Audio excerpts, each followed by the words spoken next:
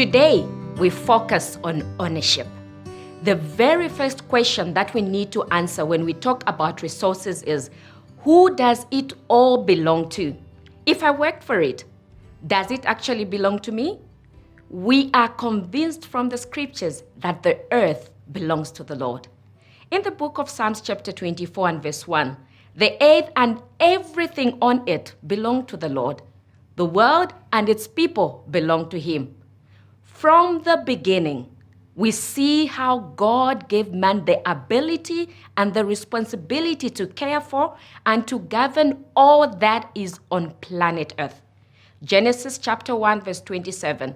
So God created humans to be like himself. He made men and women. God gave them his blessing and said, have a lot of children, fill the earth with people and bring it under your control. Rule over the fish in the ocean, the birds in the sky, and every animal on the earth. The question then to you and me is, do we believe that all that we have is a gift from our Creator?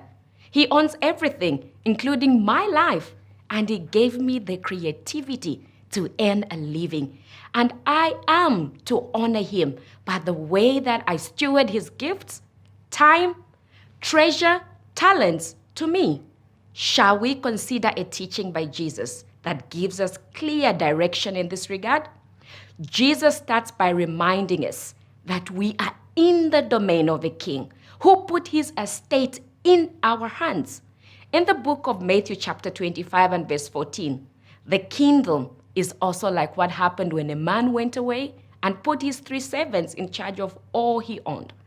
Then Jesus shows us that some have more than others, but we are all accountable to what has been entrusted to us.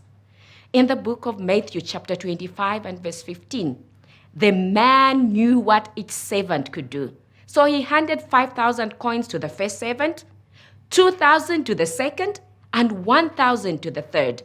Then he left the country. The next implication that Jesus teaches is that we will stand accountable to what has been entrusted to us. How we went about growing the stewardship responsibility of our lives. Matthew 25 and verse 19. Sometime later, the master of those servants returned. He called them in and asked what they had done with his money. The servant who had been given 5,000 coins brought them in with the 5,000 that he had earned. He said, "Sir, you gave me 5,000 coins and I have earned 5,000 more." Lastly, we learn that faithfulness will be rewarded. The greatest responsibility of a follower of Jesus is to remain faithful with what we have as we serve our King with all of our time and treasures and talents. Matthew 25 and verse 21. "Wonderful," his master replied. "You are a good and faithful servant. I left you in charge of only a little, but now I will put you in charge of much more. Come and share in my happiness." As we end today's session, let us declare this. The earth and everything in it belongs to you, God, including myself.